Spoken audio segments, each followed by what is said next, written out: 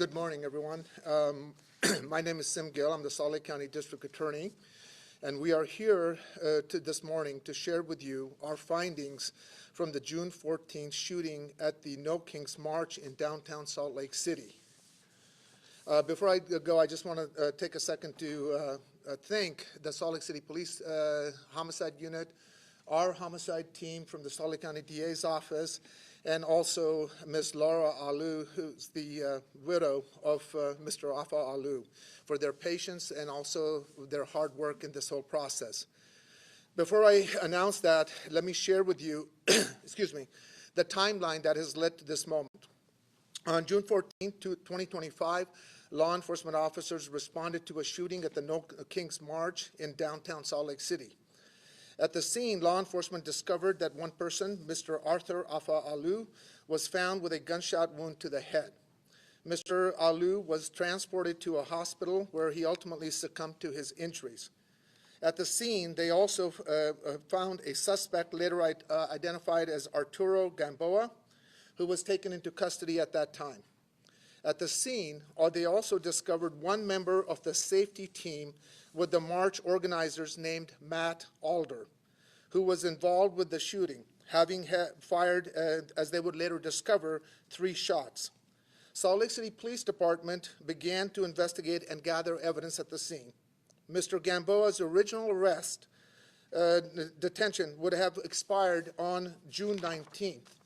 Since the investigation was still ongoing and nothing yet has been presented to the DA's office, the Salt Lake County District Attorney's Office requested an extension to continue to hold Mr. Gamboa from the court, and the court granted that, extending our hold to Monday, June 23rd. On Friday, June 20th at 9 a.m., preliminary presentation of the investigation was presented to the homicide team of the District Attorney's Office.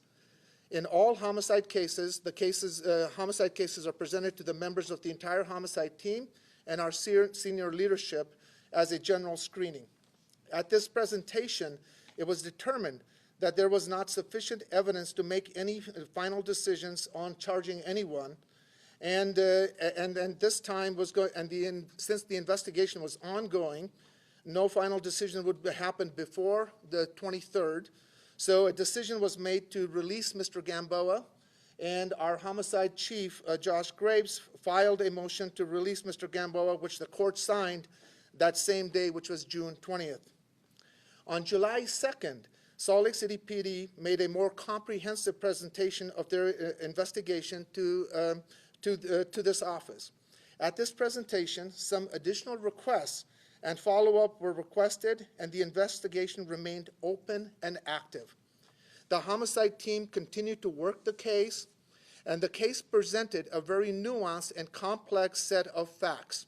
For example, we have some very liberal open carry laws in the state of Utah.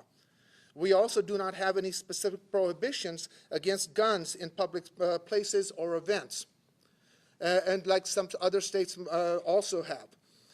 We have also a jurisdiction that provides a safe harbor to the use of lethal force against others, which had to be a part of any ongoing consideration. The statute in Utah in part provides that an individual is justified in threatening or using force against another individual when and to the extent that individual reasonably believes that force is necessary to defend an individual or another individual against the imminent use of unlawful force. In theory, you can have 2 individuals open carry and simultaneously have a situation where one may use deadly force if the objective facts support an imminent fear for one's life or the lives of others. Our homicide team grappled with these such scenarios and possible contradictions in the vacuum of Utah state law, and one consideration at that time was that the nuance and the complexity of the issues that we had to see if we could avail ourselves of other processes. And so we decided that one option was to request a grand jury. Unlike other states where a prosecutor can ask for a grand jury, in Utah we have to make that request to a panel of 5 judges to authorize a grand jury. Since the grand juries only meet quarterly, the panel had already met, so we requested an expedited or an emergency request on July 14th which was denied on July 18th. We were told that the next meeting would be in October and to make that request at that time. On September 18th, the court reached out to our team to let us know that if we wanted to request a grand jury panel review, to do so by October 6th.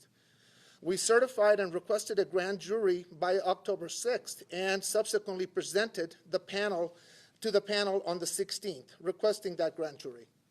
The panel generally has 30 days by which to make their decisions. After we had done so, our homicide team continued to work the evidence in the case. We also learned that on October 14th, there was a case that was ruled upon in Massachusetts, which had some similar issues, and that started to help us clarify the legal challenges that we were confronting as a team. And that helped us to start to actually help us solidify a decision at that time. However, since we had already requested a grand jury panel, we wanted to wait to make sure that we respected the process. On November 5th, we heard back from the panel that they had denied our request for a grand jury. But as we had already started to move in light of the case from Massachusetts, we had one last thing that we wanted to finish getting done, which was that we wanted to get the forensic information as to the bullet that was used that caused the death of Mr. Alu to be also reviewed. And we finally got that final notification of that review on November 20th. In the interim, we also met with the family early on, and then as late of yesterday, we met with the widow of Mr. Alu and their legal defense counsel, and shared with them the direction of our conclusion. And that brings us to today. Today, as we speak, we are filing one count of second-degree manslaughter against Matt Alder, and also formally declining any charges against Mr. Arturo Gamboa. Please note, these are allegations only, and Mr. Alder is presumed to be innocent of any wrongdoing as is in our system. So now I will share with you that we file our charges on the following probable cause. On June 14, 2025, at approximately 2000 hours, Salt Lake City police were dispatched to a shooting that occurred at 151 South State Street in Salt Lake County along the route of No King's March that was occurring in downtown Salt Lake City that day. Upon arrival, officers located Arthur Afa Alu lying in the street with an apparent gunshot wound to his head. Mr. Alu was transported to the hospital, where he was later declared deceased. Several witnesses directed officers toward the corner of 100 South and 200 East, where an individual that matched the initial description of the shooter was wrestling over a backpack with another person. The officers detained the individual, later identified as Arturo Gamboa, and observed blood on his hands. Gamboa was wearing a black shirt, black cargo pants, and black boots. Detectives located 3 loaded rifle magazines in Gamboa's cargo pants, along with a knife. In his backpack, detectives located a disassembled AR-15 rifle, a Venezuelan flag, and other identification documents. Gamboa had a flesh wound to his outside left abdomen from an apparent gunshot. Officers also made contact with an individual identified as Matthew Scott Alder, who was wearing a high-visibility green vest. Alder was accompanied by several other individuals also wearing high-visibility vests, who later were identified as a volunteer safety team. Through the course of several interviews, detectives learned that the primary purpose of the safety team was to provide medical care, crowd management, and de-escalation. All safety team members wore highly visible vests and carried first aid kits and radios. Several safety team members voluntarily carried firearms. There did not appear to be any formal training to be a volunteer for the safety team. While on the scene, Alder made several statements that were captured on a responding officer's body cam.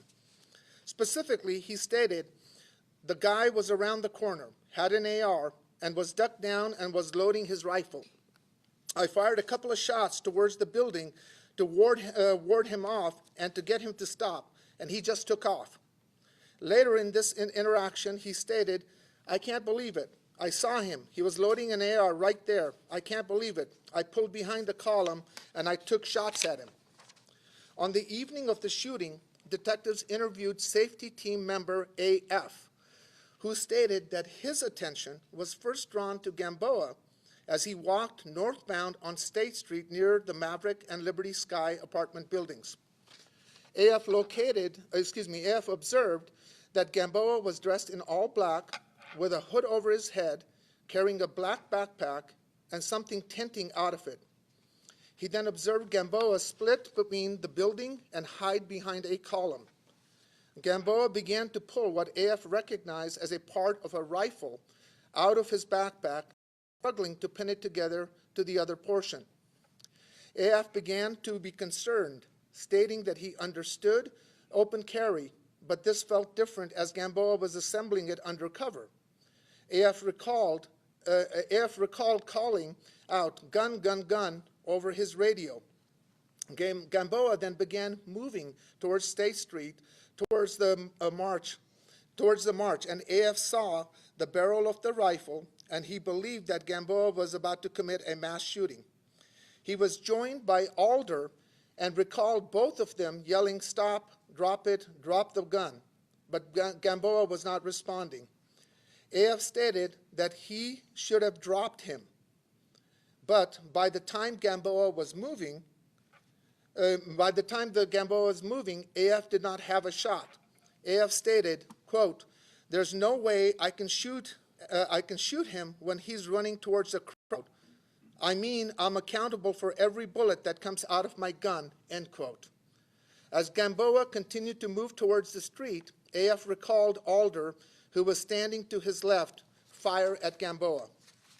Several days after the incident, Alder was interviewed by Salt Lake City police detectives. Alder stated that he was getting a drink at Maverick when he noticed AF waving him to come to his location. When he got to AF's location, he observed Gamboa in complete black gear, black hooded, black everything, with an AR-15 in a lower position. He described Gamboa being tied up against the wall and observed his right hand sliding up the weapon, which he believed was him, quote, "charging the handle," end quote, making it ready to fire. He then described Gamboa psyching himself up and hunched down like he was in a combat mode. Alder removed his 9mm firearm and recalled thinking, "Oh my God, this is happening. This is really bad. Somebody's going to get hurt." Gamboa began moving towards the crowd, and when Alder yelled, "Stop," Gamboa didn't respond. Alder stated that is when he took his first shot. After this shot, Alder stated that Gamboa continued to move towards the crowd, and he yelled, "Get on the ground," and saw Gamboa's head turn towards him with the rifle still moving up from a lower position. He shot 2 more times at him, thinking, "Oh my God, I have to fire. If I please God, don't let me have to fire, but I want people to be as safe as I can." Alder demonstrated where he believed Gamboa was located at the time he fired. During the first 2 shots, he placed Gamboa to the south side of the Liberty Sky apartment building. For the 3rd shot, he placed Gamboa to the west of the corner of the building. Alder told detectives that he believed Gamboa was going to mag dump into the crowd of people to kill as many people as he could. He told detectives he observed other people open carry that day, and it did not cause him concern, but Gamboa's behavior scared the hell out of me. Detectives interviewed witness LF, who submitted a detailed statement shortly after the shooting. LF stated she was walking southbound on the east sidewalk of State Street when she observed security under the carport of Maverick building, yelling at a person behind her and drawing their weapons, giving commands to drop your weapon. LF turned around and observed the guy in black walking out towards State Street, kind of on guard, not really concerned, but also not just casual. LF noted that the male was wearing black from top to bottom, with only his eyes and hands visible. He was carrying a mean-looking rifle. LF stated that the male was holding the gun in his right hand with his, quote, finger not on the trigger, but it was outstretched beyond the trigger guard, end quote, and that his left hand was on the barrel. LF stated that the barrel was in a downward angle, and that if it had fired, it would have hit her feet or legs. She said security continued to yell commands at him, and I understand the protest was loud, but it wasn't so loud that you couldn't hear someone yelling at you. And the male looked like he was fixed on State Street. LF stated security fired one shot at the male, and she began running when she heard two more shots fired. LF concluded her interview stating, quote, because of the man in black, I was concerned for the lives of everyone around me, and the guy that shot the gun didn't scare me, end quote. Detectives recovered multiple videos that captured portions of the incident. In one video from the dash cam of a private security car parked between the buildings, Gamboa can be seen jogging up the east sidewalk of State Street before turning east into the alleyway. Gamboa was dressed in all black from head to toe, carrying a backpack. In another video with a similar angle that captures the alleyway, Gamboa is observed behind a column in front of a garage door on the south side of the Liberty Sky apartment building. Within seconds of taking this position, AF is observed watching Gamboa from the sidewalk. Gamboa is bending over and removing items from his backpack and manipulating the items from behind the column.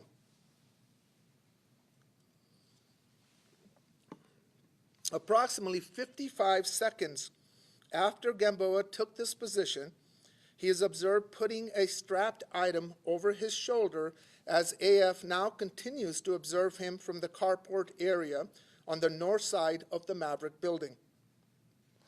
22 seconds after Gamboa put the strap over his shoulder, Alder is seen joining AF under the carport while Gamboa is still behind the column of the apartment building. 7 seconds later, Gamboa begins walking towards State Street, carrying his backpack and the rifle. As he walks by an air conditioning unit near the building, he is seen throwing his backpack over his shoulder. 2 seconds later, he reacts quickly and begins to run around the corner of the building to the sidewalk and runs north.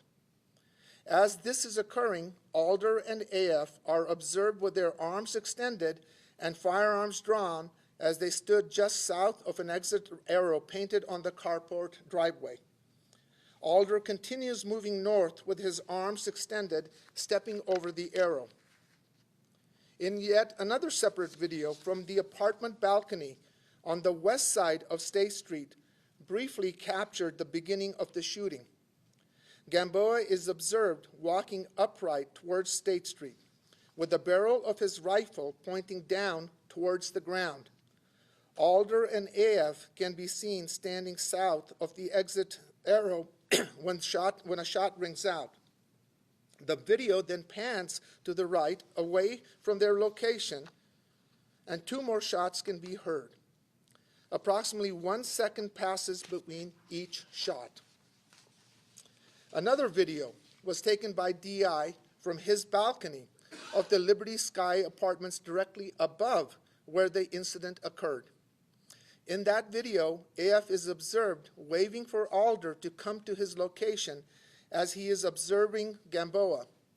The video pans towards the march. When it pans back to the scene, Alder is seen walking towards the carport.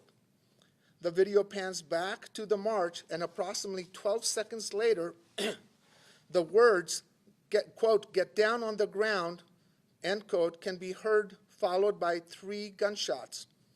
After the third gunshot, another command of, quote, get down on the ground, end quote, is audible. The video pans back towards the scene 1 to 2 seconds later after the third shot, and Alder is now on the north side of the exit arrow, walking northbound. LF is observed running south from the scene, and a photographer, JU, is seen lifting what appears to be a camera.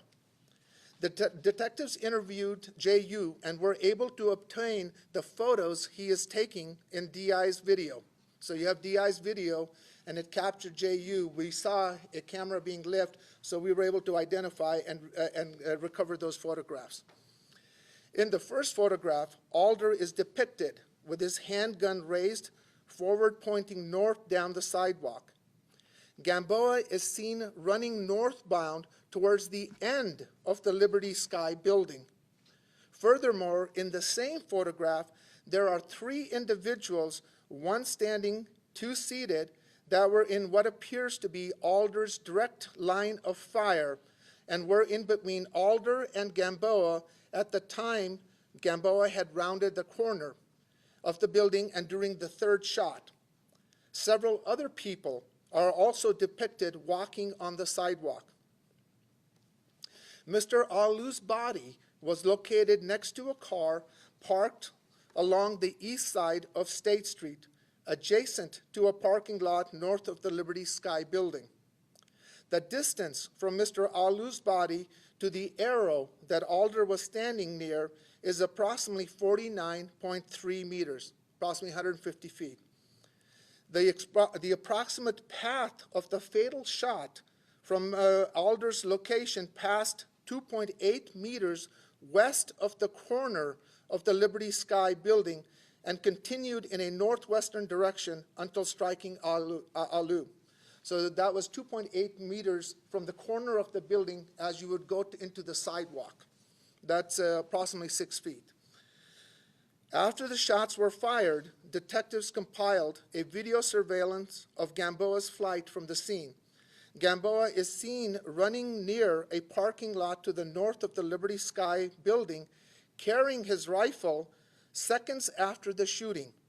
Detectives believe that the video shows that Gamboa did not have a magazine inserted into his rifle at that moment. Gamboa is then seen running into a parking garage where he removes his hoodie and places his rifle back into his backpack.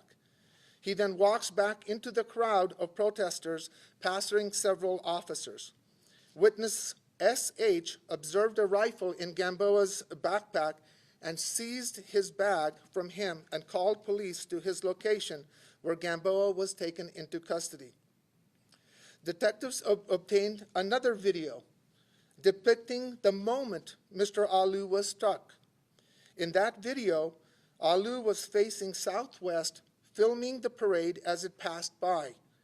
He is standing near a parked car and begins to walk west into the march when 3 shots can be heard. Alu falls to the ground immediately after the third shot. The report of the medical examiner ruled that Alu's immediate cause of death was a gunshot wound that entered through his left temple, traveling left to right, front to back. A 9-millimeter bullet was recovered from his head.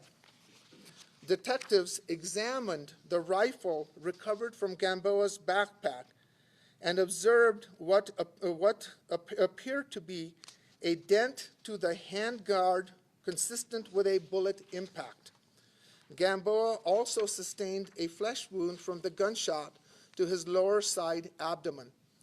Based on the review of the video evidence, it is believed that these 2 impacts resulted from the first 2 shots fired by Alder.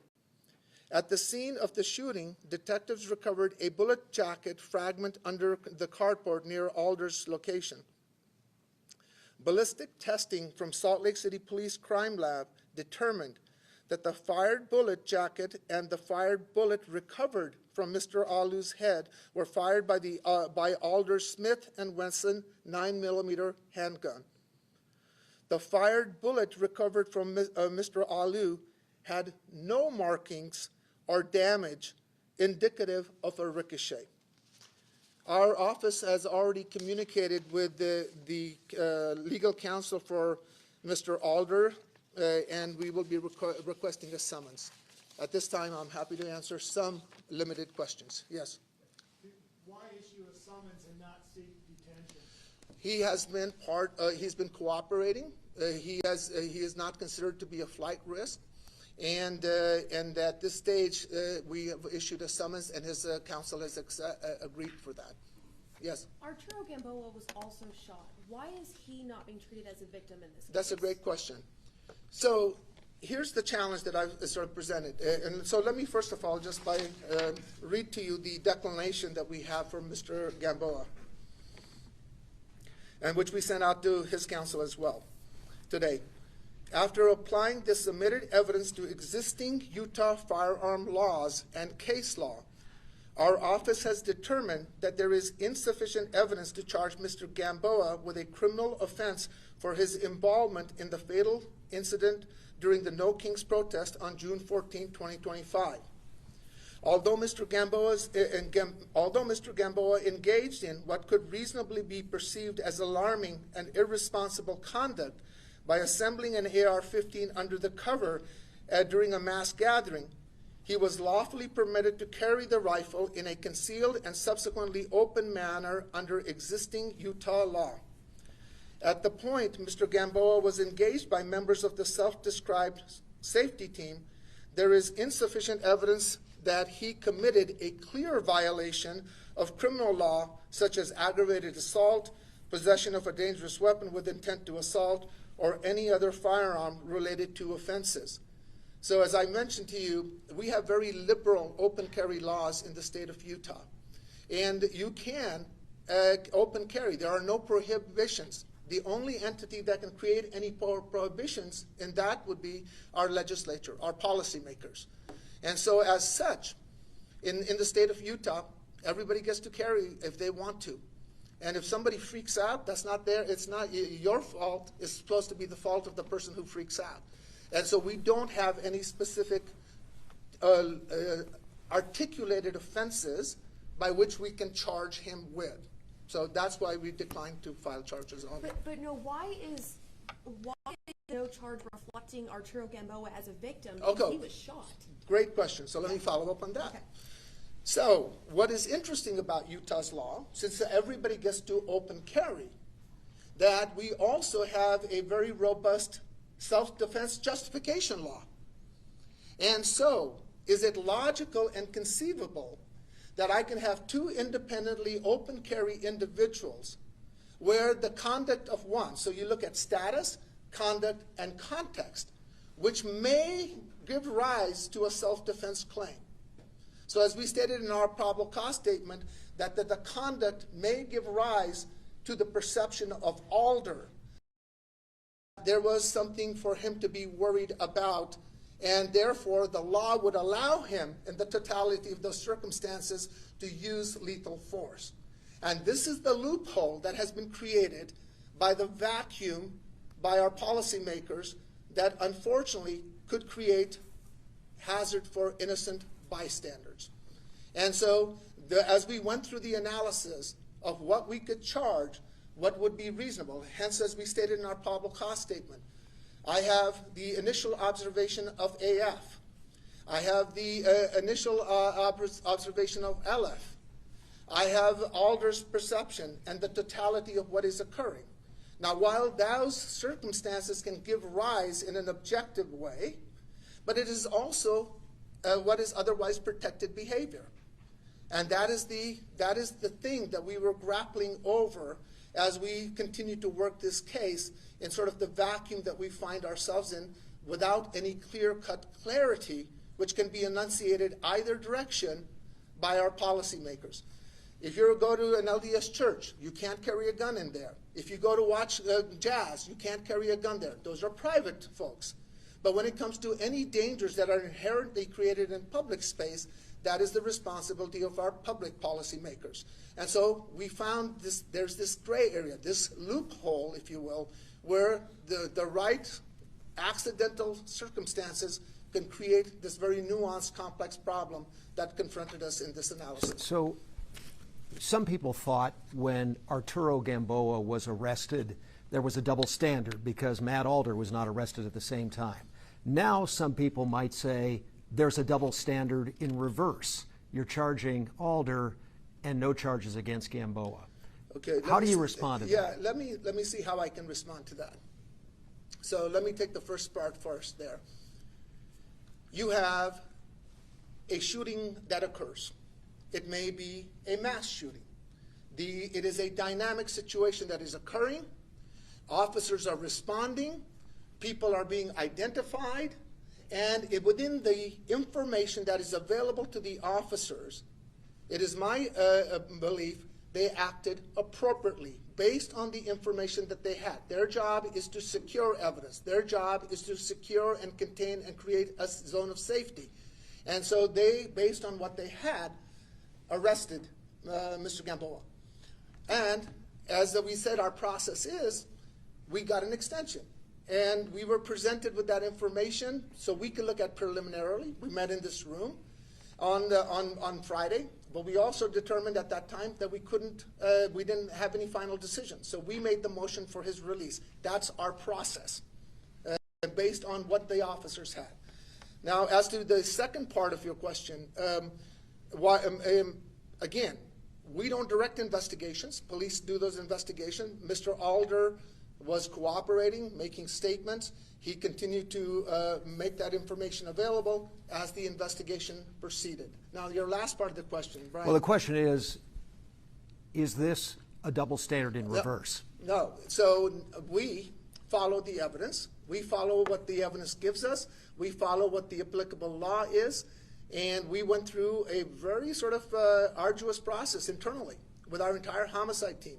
And we tried to turn every stone we could. This is a very unique, new. In other news now, new at noon, we are getting our first look at a major environmental study of Big Cottonwood Canyon. Now, that study is looking at how to improve overall winter transportation up the canyon. Annika Johns has the latest.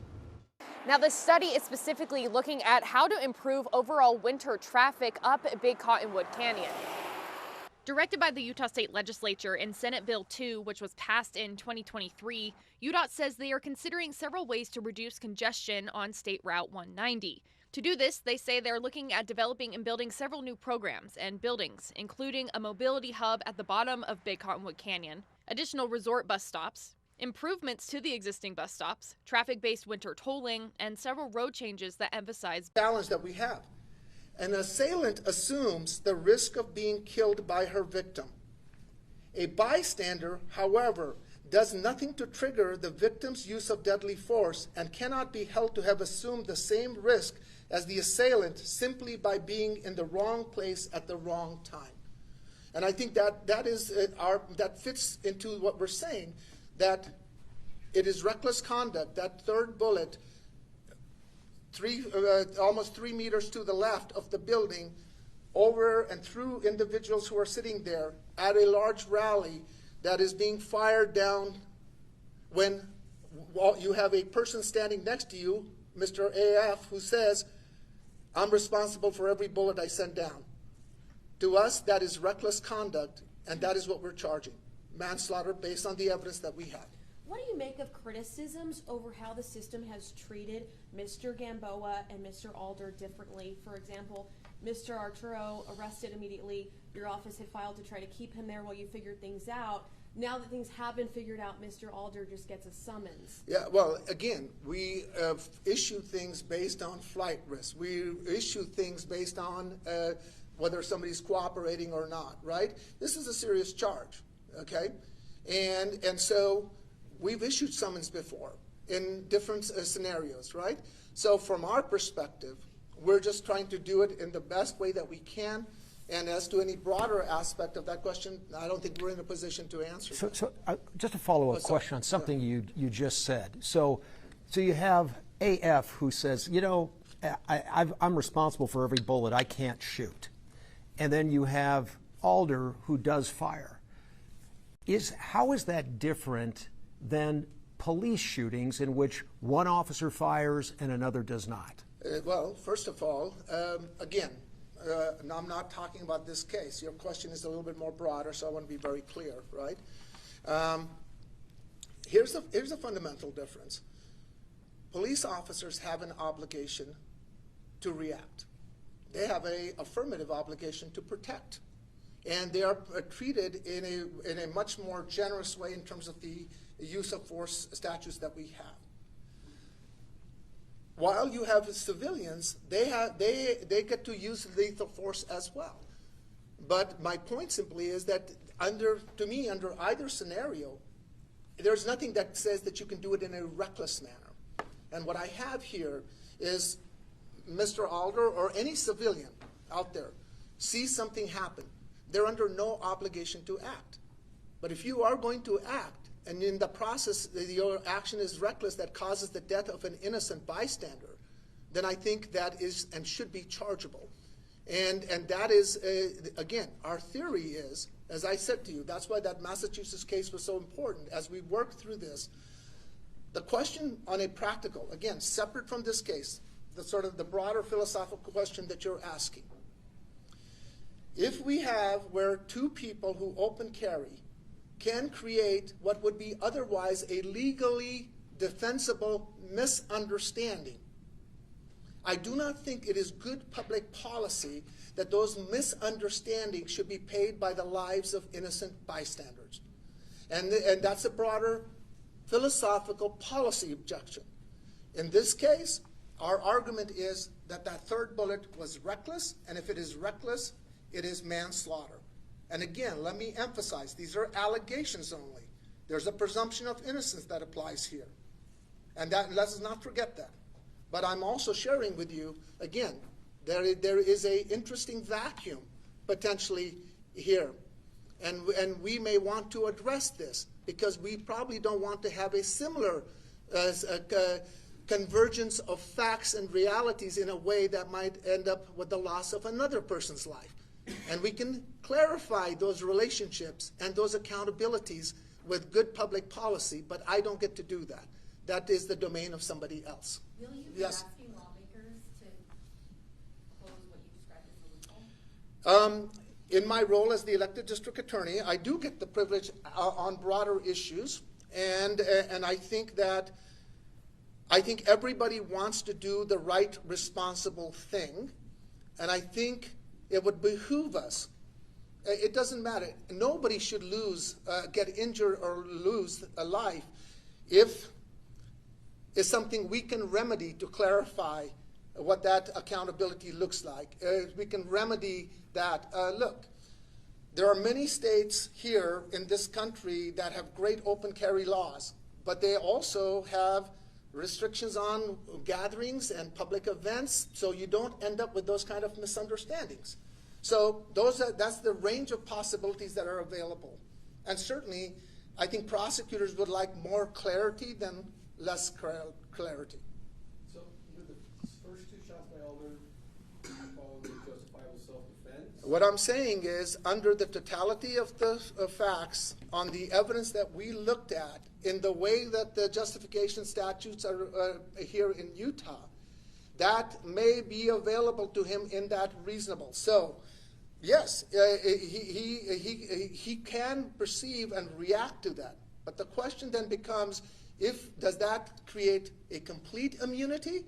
Or if you engage it in a reckless manner, is there some accountability? And our position today is that that third bullet, which goes outside of that backdrop, in a large gathering with so many different people, that was reckless conduct, and therefore it is chargeable. Again, that's an allegation only. The first two shots, even though it says that he has right to Yeah. wasn't fully assembled. Well, so here's the question. You get to open carry, that's your status. Then you engage in a conduct which can be both innocent and could also be alarming, okay? Which is secreting yourself to put that together. Now, under the law, you could also just take a knee on the sidewalk and start putting that gun together, and there's no violation. But then it's at a rally, right? And so does that create objective facts in a way in which the current justification statute may provide a defense to use that force? It does. And so our focus is saying, okay, we're looking at this. Is there somebody, Mr. Alu has lost his life. To us, that is reckless conduct, but that's the nuanced complexity that I'm talking about. So are you saying that the first 2 bullets were not reckless, or are you simply saying you don't think you could overcome the self-defense justification statute to charge? I think that the latter is there, but also there is, listen to what AF says to us, as we stated in our probable cause statement. I should have taken the shot when I could have, basically, right? He says, I couldn't take that shot because once he started moving. And so certainly that backdrop is different than shooting down towards, over people, through people, and towards people who are marching, right? To us, that is reckless conduct, and that third shot is the basis on which we're filing our charges. There was a question, I'm sorry. Yeah, you said that you talked to the family of the victim in this case throughout the investigation. What was their reaction to what they found out yesterday when you talked to them, and just their overall reaction to this, the decision, and then also their behavior during the investigation? We met with the family early on at that time in this room, and we told them that this was a very nuanced, complex issue. We told them that we will look at it with the seriousness it deserves. We told them to be patient with us through this process, right? We met with them yesterday, with Laura and her legal counsel yesterday. She's lost somebody that she loves. She's lost a partner. And that grief is palpable, understandable. And you know, we again explained, again, just like I did, why our timeline was what we were doing, why we reached the conclusion that we have. And from what I could gather, she understood what it was and was appreciative and supportive of our efforts. So, but in terms of your question, how does one feel when they lose somebody they love? Can you say if the DA's office has or is looking into other organizers who maybe, have some kind of negligence involved in the situation that happened? Nothing has been presented to us to look at it, you know, and so of course we look at anything that law enforcement brings to us and would have us look at it, and we would go through the same analysis. What is the evidence? What is the allegation? What is the statutory construct in which we can hold somebody accountable? And criminal law is one of the remedies. There's also other remedies. So you know, but nothing that's been presented to us. Yes. When Mr. Adler gave these statements, was he raised Miranda rights and informed he was a suspect? Yeah, he came in voluntarily with his legal counsel and provided those statements. Any other questions? Okay. Oh. One recklessly cause the death of another. Yeah. How does Utah statutes define that, or how the courts interpret that? Well, again, that is going to be a fact. This is something that's going to be contested and go forward. Again, this is why I emphasize these are allegations. Mr. Alder deserves the presumption of innocence, and this is something that will get played out as we go forward. All the different issues that are part of that. Okay. Okay. Thank you.